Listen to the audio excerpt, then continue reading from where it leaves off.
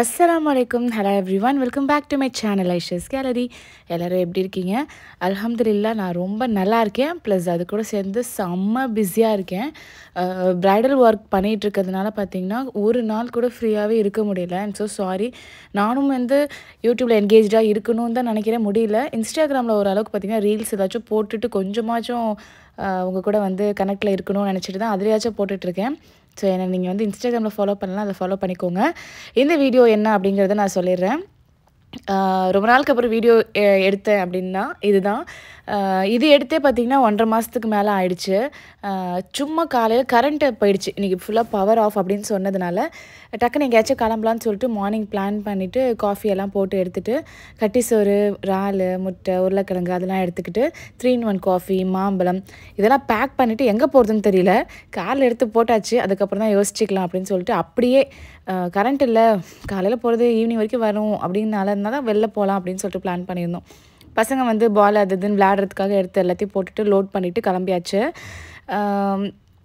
இன்னும் ஒரு பிளான் இல்லை. சரி அம்மாட்ட கேட்போம், அவங்களும் வராத மாதிரி இருந்தால் அவங்களையும் கூட்டிகிட்டு எங்கேயாச்சும் போகலாம்.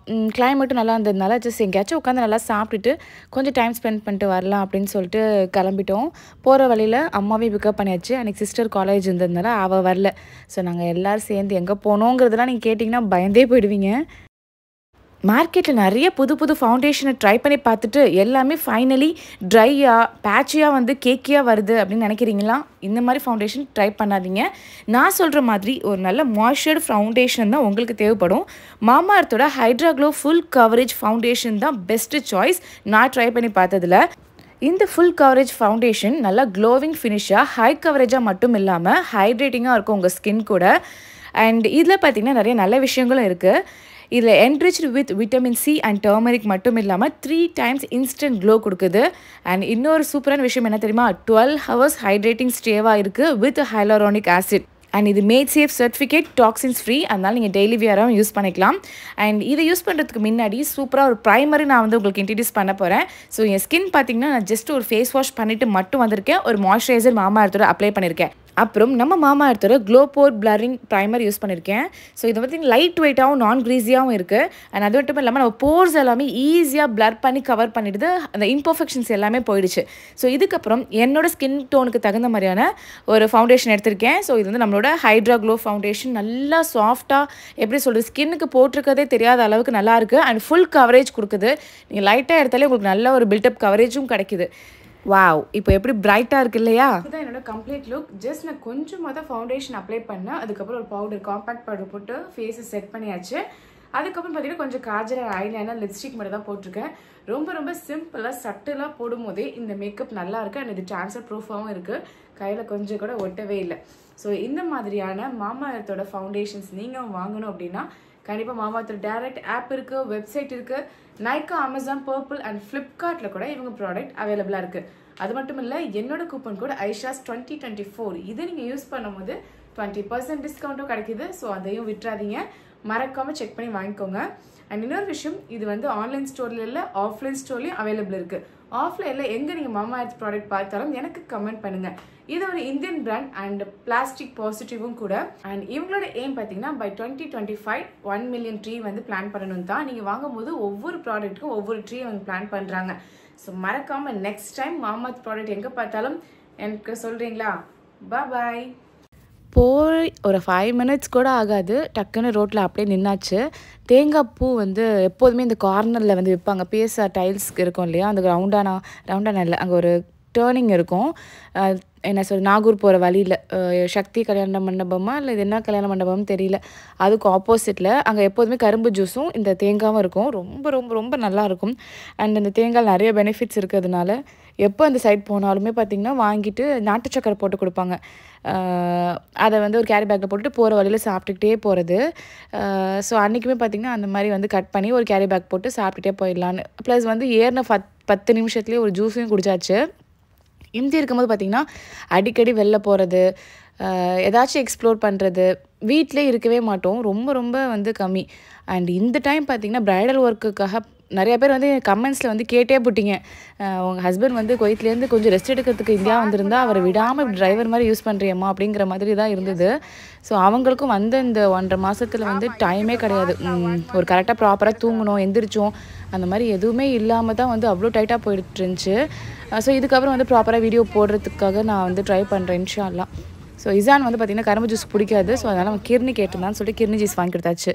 ஸோ போகிற வழியில் அப்படியே வந்து சைடில் உட்காந்துக்கிட்டு நம்ம தானே வந்து தீத்தி விடணும். ஸோ ஒரு வாயாக வந்து இவங்களுக்கு தீத்தி விட்டுட்டே போயிட்டே தான் இருந்தோம். எங்கே போகிறோம் அப்படின்னு சொல்லிட்டு சொல்லணும் இல்லையா. நான் இது வரைக்கும் பார்த்திங்கன்னா இந்த கோடியக்கரை வேதாரண்யம் சைடு போனதே இல்லை. இங்கே தான் நம்ம ஊர் சைட்லேருந்து ஒரு 75 கிலோமீட்டர் சம்திங் தான். பட் போனதில்லை. ஃபுல்லாகவே வந்து கடலோரத்துலேயே போகிற மாதிரி இருக்கும். சரி எந்த தடவை போய் பார்க்கலாம் அப்படின்னு சொல்லிட்டு தான் கிளம்புனோம். அவ்வளோ எக்ஸைட்டடாக கோடியக்கரை வேதாரண்யம்லலாம் நிறைய வந்து பறவைகள் சரணாலயம் இருக்குது. அப்புறம் வந்து அந்த கோடியக்கரையோட எண்டு வந்து பார்த்திங்கன்னா இன்னும் கொஞ்சம் நேரத்தில் ஸ்ரீலங்கா அந்த மாதிரி 3 பக்கமும் கடல் இருக்கும், தனுஷ்கோடி மாதிரி இருக்கும் அப்படின்லாம் வந்து நிறையா ஹைப் க்ரியேட் பண்ணி விட்டுருந்தாங்க. சரி போய் பார்த்துடலாவே அப்படின்னு சொல்லிட்டு போயாச்சு. போகிற வழியில் அங்கங்கே நின்றுட்டு சாப்பிட்டுக்கிட்டு என்ன இருக்கும் அப்படி தின்னுட்டே போகிறது தான் வேலை இல்லையா. அண்டு வந்து எல்லா சாப்பாடும் செஞ்சு எடுத்துகிட்டு போகலாம் அப்படின்னு முடிவு பண்ணதுனால நாங்கள் வந்து அப்படியே கிளம்பியாச்சு. ஸோ போகிற வழி எல்லாம் வந்து நல்லா தான் இருந்தது. சீனரிலாம் கிளைமேட்டும் வந்து சூடாகவே இல்லை, ரொம்பவே நல்லா இருந்துச்சு. ஸோ அப்படியே ஃபைனலி பார்த்திங்கன்னா நாங்கள் போய் சேர்ந்துட்டோம். எங்கன்னா அந்த கோடியக்கரை தான். போகிற வழி எல்லாமே அந்த உப்பளம்னு சொல்லுவாங்க இல்லையா, 2 சைடும் உப்பு தான் நிறையா இருந்துச்சு. அவ்வளோ பளிச்சுன்னு ஒரு மாதிரி கண்ணே கூசின மாதிரி தான் இருந்தது. அதுக்கப்புறம் வந்து ஃபாரஸ்ட் ஏரியான்னு சொல்லிட்டு அங்கே ஒரு செக் போஸ்ட் இருந்துச்சு. எனக்கும் ஒன்றும் புரியலை, என்னடா அது நம்ம பார்க்க வந்தது ஏதோ ஒன்று, இது என்னமோ ஃபாரஸ்ட் ஏரியாலாம் போட்டிருக்காங்களேன்னு சொல்லிட்டு. ஸோ அதை தாண்டினதுக்கப்புறம் பார்த்திங்கன்னா ஊர்லாம் வந்துச்சு. ஃபைனலி கடல்கிட்ட வந்ததுக்கப்புறம் அங்கே ஒன்றுமே இல்லை. கடலே பார்த்திங்கன்னா நம்ம ஊர் சைடில் இருக்கிற மாதிரி அந்த ப்ளூ கலரோ க்ரீன் கலரோ வாட்டர் இல்லாமல் ஒரு மாதிரி சேராக இருந்தால் அந்த தண்ணி என்ன கலரில் இருக்கும், அது மாதிரி ப்ரௌன் கலராக ஒரு மாதிரி பேனிக்காக இருந்துச்சு அந்த ஏரியாவில் இருக்கிறதுக்கே. எங்களுக்கு அந்த பீச் பக்கம் இருக்கிறதுக்கே பயமாக இருந்துச்சு. சரின்னு சொல்லிட்டு அங்கே வன உயிரியல் சரணாலயம் சம்திங் ஏதோ இருந்துச்சு, அங்கே போகலான்னு பார்த்தா அவங்க 10-15 பேர் வந்தால் தான் அந்த வேனை எடுப்போம் அப்படின்ட்டாங்க. நாங்கள் போனது 4 பேர் தான். இன்னொரு 10 பேருக்கு நாங்கள் என்ன பண்ணுறதுன்னு தெரில. சரி வந்ததுக்கு சாப்பிட்ருவோம் அப்படின்னு சொல்லிட்டு ஒரு மரத்தடியில் வந்து சாப்பிட்றதுக்காக எல்லாம் ப்ரிப்பேர் பண்ணிகிட்டு இருந்தோம். அப்போவே அவங்க சொன்னாங்க, இங்கே நிறையா குரங்கு வரும், நீங்கள் சாப்பிட விடாது, இங்கெல்லாம் உட்காராதீங்கன்னு. வேறு என்ன பண்ணுறது, யார் வீட்டில் போய் உட்காந்து சாப்பிட்றது, நம்மளுக்கு இங்கே யாருமே தெரியாது. ஆனாலும் பார்த்திங்கன்னா இந்த கோடியக்கரை சைடில் நிறைய சப்ஸ்கிரைபர்ஸ் கூட மெசேஜ் பண்ணிட்டே தான் இருந்தாங்க, வீட்டுக்கு வாங்க அப்படி இப்படின்னு சொல்லிட்டு. பட் வந்து சரி நம்ம அதெல்லாம் சிரமம் கொடுக்கக்கூடாதே அப்படின்னு சொல்லிட்டு அப்படியே உட்காந்தாச்சு. போனது எல்லாத்தையும் எடுத்து உட்காந்து சாப்பிட்டாச்சு. ஆனால் கோடியக்கரை போயிட்டு அந்த பீச் பக்கம் கூட சரியாக பார்க்கல. ஏன்னா எங்களுக்கு ஒரு மாதிரி சாட்டிஸ்ஃபைடாகவே இல்லை. அந்த பீச்சு அங்கே நிற்கிறதுக்கோ ஒரு மாதிரி பயமாக இருந்துச்சு. இந்த தண்ணி கலர் ஒரு மாதிரி டிஃப்ரெண்ட்டாக இருந்துச்சு. ஆள் நடமாட்டமே இல்லாமல் ஒரு மாதிரி ரொம்ப ஒரு மாதிரியாக இருந்துச்சு, எனக்கு சொல்லவே தெரியல. சரின்னு சொல்லிட்டு அந்த வன உயிரியல் இதுக்கு போகலான்னு பார்த்தாலும் அவங்க வந்து ஆள் நிறையா சேர்ந்து தான் போக முடியும் அப்படின்னு சொல்லிட்டாங்க. அப்புறம் என்ன தான் பண்ணுறது, சரின்னு சொல்லிட்டு சாப்பிட்டுட்டு லைட் ஹவுஸ் வேறு நல்லாயிருக்கும், போய் பாருங்கள், புதுசாக ஓப்பன் பண்ணியிருக்காங்கன்னு சொன்னாங்க. சரின்னு அங்கேயாச்சும் போகலாம், லஞ்சை முடிச்சுட்டு போகலாம். எனக்கு அங்கே வந்து 2 3 தெரில, 3 மணிக்கு மேலே தான் ஓப்பன் பண்ணுவோம் அப்படின்னு சொல்லிட்டாங்க.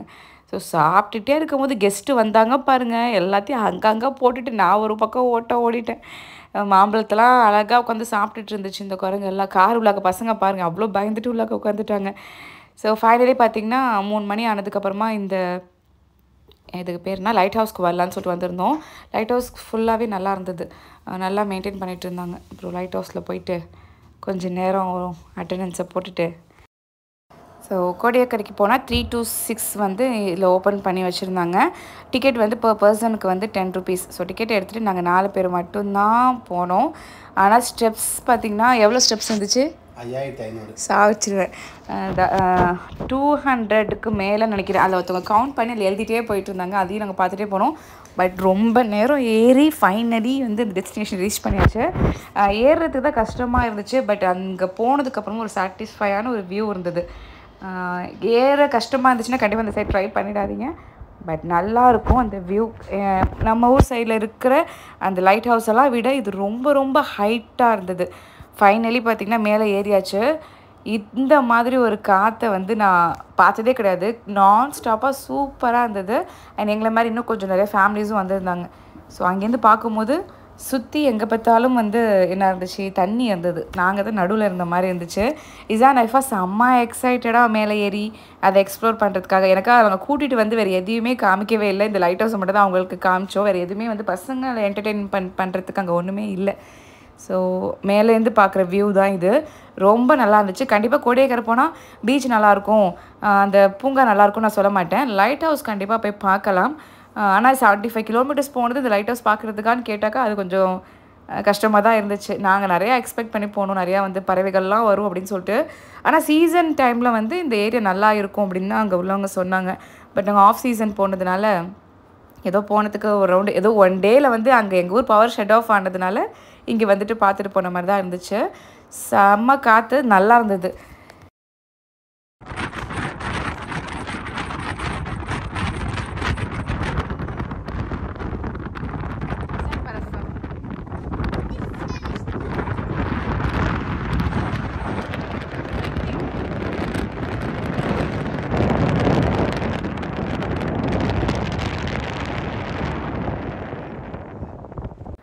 ஸோ ஒரு 10-20 மினிட்ஸ் கிட்ட மேலே இருந்தோம். கீழே போகிறதுக்கு மனசே இல்லை. எங்கள் அம்மாவால் ஏற முடியாதுன்னு சொல்லிட்டு அவங்க கீழே இருந்துக்கிறேன், நீங்கள் வேணால் போய் பார்த்துட்டு வாங்கன்னு சொன்னதுனால நாங்கள் மட்டும்தான் மேலே வந்திருந்தோம். அவங்க கீழே வெயிட் பண்ணிகிட்டு இருந்தாங்க. ஸோ கொஞ்சம் நேரம் வந்து ரெஸ்ட் எடுத்துகிட்டு நல்லா காற்றெல்லாம் வாங்கிட்டு கீழே இறங்கி போயாச்சு. ஸோ அங்கேருந்து பார்க்கும்போது பார்த்திங்கன்னா ஸ்ரீலங்கா வந்து ரொம்ப பக்கம் அப்படிங்கிற மாதிரி மேப்பில் தெரிஞ்சிச்சு. ஆமாம் ஆமாம். ஸோ அண்டு கீழேருந்து அந்த லைட் ஹவுஸை பார்க்கும்போது பார்த்திங்கன்னா ரொம்ப ரொம்ப வந்து ஜெய்ஜாண்டிக்காக இருந்தது. அண்ட் வந்து மேகம் வந்து அதை க்ராஸ் பண்ணும்போது ஏதோ அந்த லைட் ஹவுஸே நகர்ற மாதிரியான ஒரு இல்யூஷன்லாம் இருந்தது. அந்த மாதிரி இல்யூஷன் தான் இருந்துச்சுன்னு தான் நானும் சொல்கிறேன். நீங்கள் என்ன பின்னாடி ஆமாம் போகுச்சு. ஸோ அதுக்கப்புறம் வந்து சரி இவ்வளோ தூரம் வந்தாச்சு, பசங்க வந்து தண்ணியில் விளையாடணும்னு சொன்னாங்க. ஒன்றுமே பண்ணவே முடியல. எங்களுக்கு அந்த தண்ணியில் வந்து பசங்களை விடுறதுக்கும் பிடிக்கல. அதனால் அதை தாண்டினது கோடியக்கரைக்கு அப்புறம் பார்த்தீங்கன்னா வேதாரண்யம் இருந்துச்சு. நோ நோ தண்ணியில் விளையாடுற இடம் நிறைய இருந்துச்சு. அங்கே நல்லா இல்லை அங்கே நல்லா இல்லை. ஸோ அதனால் வந்து வேதாரண்யம் பீச்சுக்கு வந்தோம். அங்கேயாச்சும் கொஞ்சம் டீசெண்டாக ஒரு 1/2 மணி நேரம் கிட்ட நாங்கள் வந்து டைம் ஸ்பெண்ட் பண்ணோம்.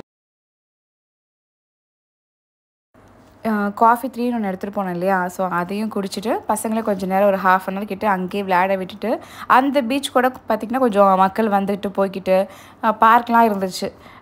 திரும்பி வீட்டுக்கு போய் ரீச் ஆகணும். அங்கேருந்து ஒரு 2 ஹவர்ஸ் கிட்ட ட்ராவல் இருக்குங்கிறதுனால ஒரு 5-6 கிட்ட அங்கே இருந்தோம்னு நினைக்கிறேன். சன்செட் ஆனதுக்கப்புறம் அங்கேருந்து நாங்கள் கிளம்பியாச்சு.